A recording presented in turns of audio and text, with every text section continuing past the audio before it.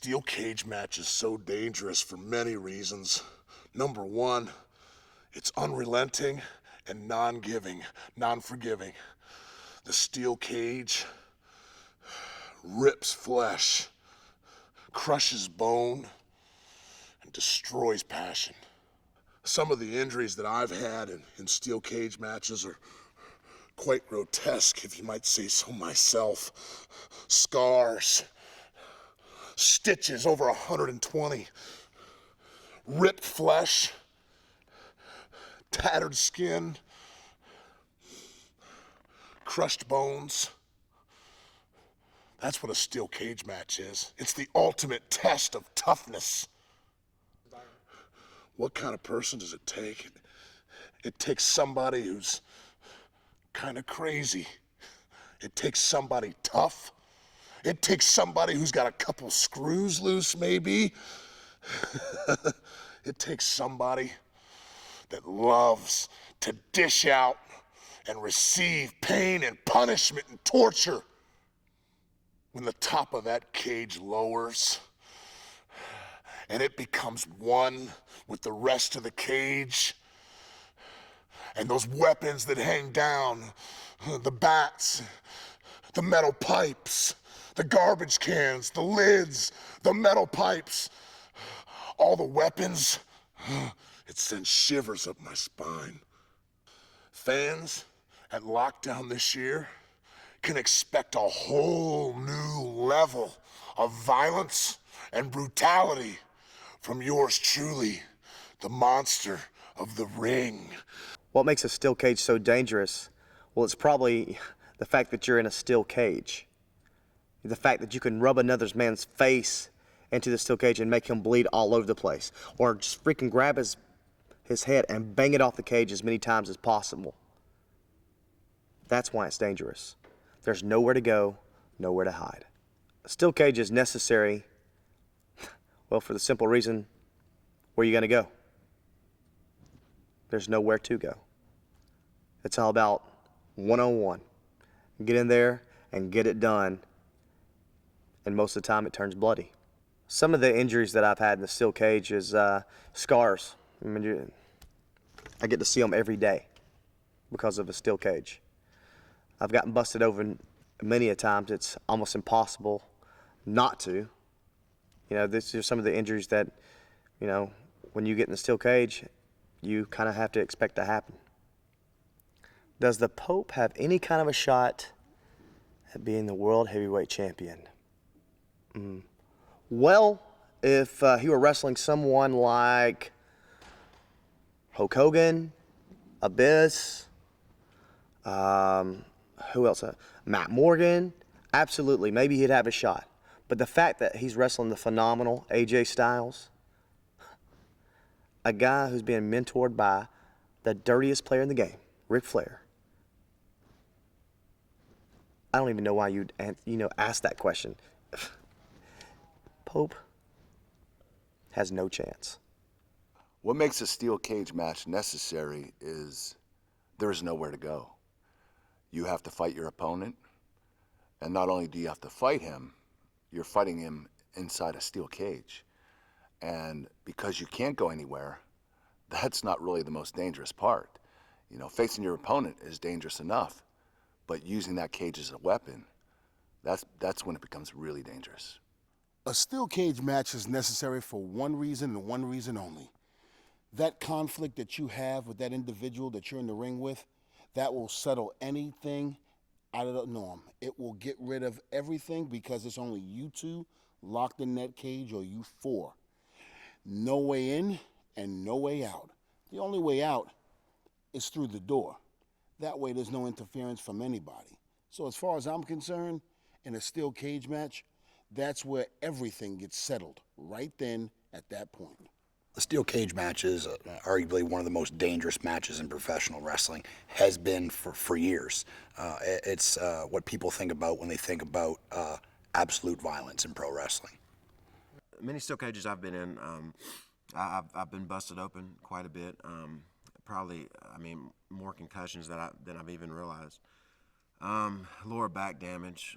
Basically, I've done many swantons and whispers in the wind off of steel cages, and especially when you miss, even when you hit them, they're not great for your back. So, a lot of disc mangled in my spine from steel cage matches, but luckily, nothing career-ending or extremely threatening. At Lockdown this year, I think the fans can expect killer cage matches, killer maneuvers and ideas that professional wrestling's never seen. And that's what's so great about TNA, because it's extremely fresh and new. It's like a new age of professional wrestling, and Lockdown always brings that each and every year. It just gets better and better, and I'm interested to see how, we continue to top ourselves year after year. So it's going to be interesting year by year. My goals here in TNA are pretty simple. I was here before, and then I left, went away for a few years, and had a great run. I'm somewhere else, but now I'm back, and I grew up watching Hulk Hogan, and just to be on a team with him is amazing to me, and to be able to help with the growth of TNA. Once again, my ultimate goal is to give Monday Night Raw and the WWE world a run for their money when it comes to fans watching and supporting wrestling, because I truly believe that some of the young talent here are some of the the next big stars that's going to carry this industry into the next generation and generation after generation. Wow, the steel cage match, I guess you could say it's probably maybe the oldest stipulation match. It goes back so many years, and maybe not the oldest, but probably certainly the most famous years ago in the 70s and 80s and in the 60s. The big feuds would always culminate in a steel cage match. And then here at TNA, we've always tried to take that to the next level, and with Lethal Lockdown, and then Six Sides of Steel, and then Steel Asylum. But the steel cage is sort of the original, so to speak. It's necessary because dating back since professional wrestling had cage matches, it's to keep the 2 or 4 or how many ever participants inside the ring and not let anybody from the outside join in. So it's pretty cut and dried. Lethal Lockdown is just such a combination. It's always culminated. Most of the time, it's a team mentality. It's not a singles match. It's not a tag match. It's either teams of 4 or teams of 5. So the guys who start out literally, the roof doesn't even come in until about 15 minutes into the match, and when you add the roof element, then there's a lot more aerial stuff that can come into play. And then the biggest part of making it dangerous is that roof has 7, 8, 9, 10 weapons attached to it. So everybody inside a pretty confined area with a weapon, it's going to be a very unique event in St. Louis. I'm really excited. The rich heritage of professional wrestling in St. Louis, and with Hogan and Flair and Jeff Hardy and Van Dam and just all the star power from top to bottom, coupled with our most violent pay-per-view, it's going to be a big night of wrestling, and one that will probably go down in our history books. I am looking forward to getting the beautiful people inside the steel cage at Lockdown, because they're going to finally have to deal with all the anger that I have pent up inside and have not really had a chance to take out on them yet. We are going to be locked inside a steel cage. And for Velvet Madison, there's going to be nowhere to run, nowhere to hide. I don't think Velvet and Madison are going to be expecting quite what Tara and I are going to bring to the table at Lockdown. I'm sure with their little cocky attitudes that they're just going to think it's going to be a walk in the park and they're going to walk away out of that cage, job well done. But it's actually going to be the exact opposite, because Tara and I are going to wipe all the beauty out of the beautiful people, and we're going to leave them laying one ugly mess. Why am I looking forward to getting Angelina and Tara in a cage? Simple, because they're dogs, and dogs belong in a cage.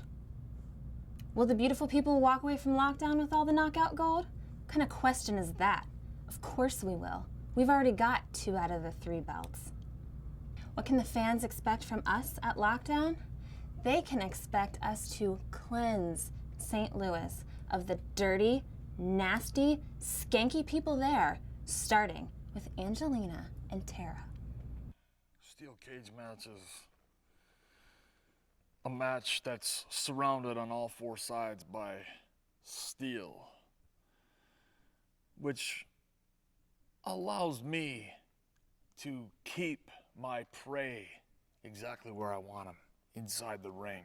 He can't go anywhere, he can't run, he can't hide. He's all mine. I'm dangerous enough as it is. But yeah, I mean, that's kind of a stupid question, don't you think? Hello? Steel? Metal? You plus me plus that equals you bleeding profusely. I'm not here to make friends. I'm here to win championships and make a lot of money. Quit trying to play the sympathy card, okay? You wear a frickin' medal around your neck. I could do the same thing. It's disingenuous. He doesn't really care about those people. All he cares about is, hey, I want everybody to think that I'm a swell guy.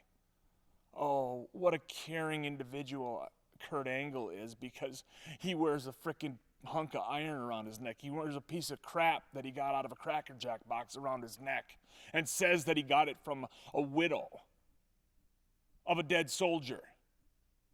It's a bunch of garbage, and I'm sick of it. This is about me and Kurt, nothing else. I'm looking forward to beating him, to hurting Kurt, to shaving a couple more years off of his career. I'm tired of it. He's been around long enough. You know what? There's a new sheriff in town, and his name is Mr. Anderson.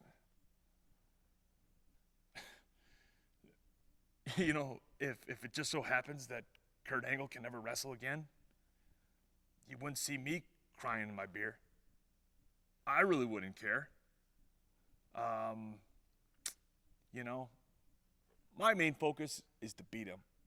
But if he can never wrestle again, sorry about your bad luck, buddy. Kurt Angle is a formidable opponent. Don't get me wrong. But I'm just that much better.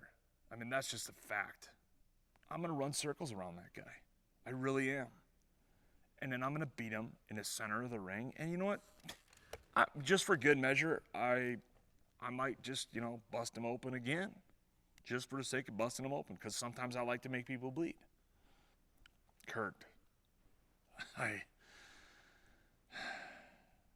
it's been fun over the last couple weeks. Toying with you. Going back and forth. Playing games. But you know what? Come lockdown, it's no more games. I'm gonna whoop your ass. Okay? I learned a long time ago that nice guys finish last. Well, guess what, Kurt? Thank God.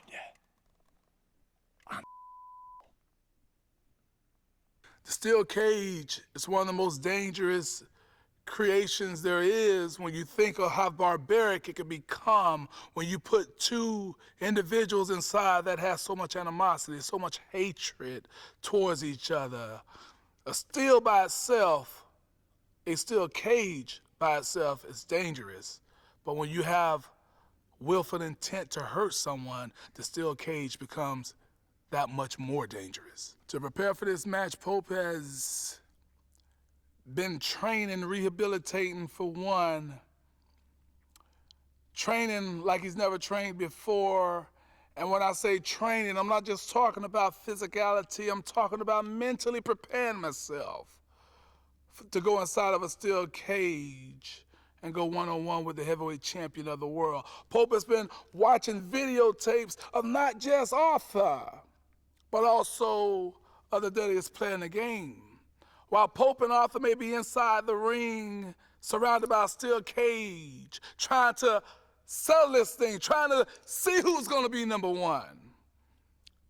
Pope has not forgotten that the dirtiest player in the game will be indeed playing his tricks But Pope is going to have an ace up his sleeve. At Lockdown, every fan of the TNA Nation can expect to come in a part of that class called the TNA Nation, but when they leave, they will be convicted, if you will. They will be converted to a member of Pope's congregation. If they've had any doubt, if they have been wondering just how good, how great, how true Pope is to the cause, they will leave TNA Lockdown knowing that Pope, as the world has declared, is indeed pimping. The fans know exactly what to expect from Rob Van Dam because I don't disappoint. And I have raised the standard of the fans. I've raised the bar so high so that their expectations are so high that a lot of wrestlers would be afraid to meet that. But that's the challenge that I go for, and that's what I like. And that's basically what brought me to the level that I'm at and the position that I'm at. I think a lot of wrestlers have a long-term plan of wrestling like old people their whole career, not RVD. When I started out, I had everybody telling me I wouldn't last. Not with my dangerous, reckless style. I'd be too beat up. Look at me now. My goals here in TNA are basically to take over the entire world. This is a return for Rob Van Dam to the domestic wrestling world. So a lot of the fans haven't seen me in a couple of years, and now they're seeing me back on TV, and they're saying, wow, how could RVD be gone and come back with no rust, looking better than he's ever looked?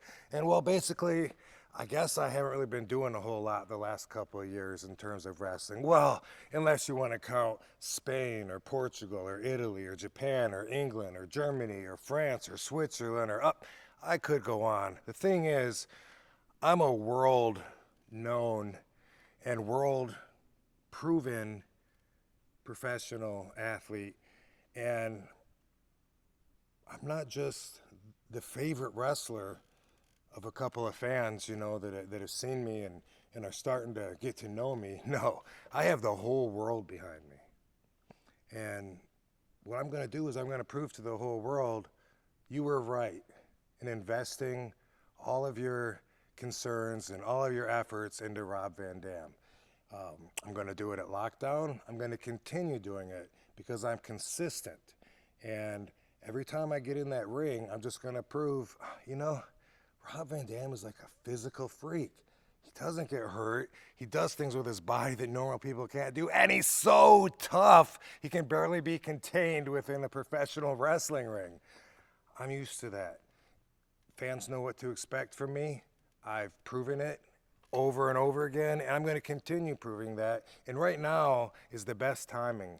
Best timing for me, best timing for TNA, and best timing for the business. The perfect time for me to come back. That's why I'm here. I'm just following a path, and it's a very exciting path. So my plans are, now that Rob Van Dam's back on television, domestically and worldwide, I'm going straight to the top, and I'm going to say, hey, world, I'm the whole effing show.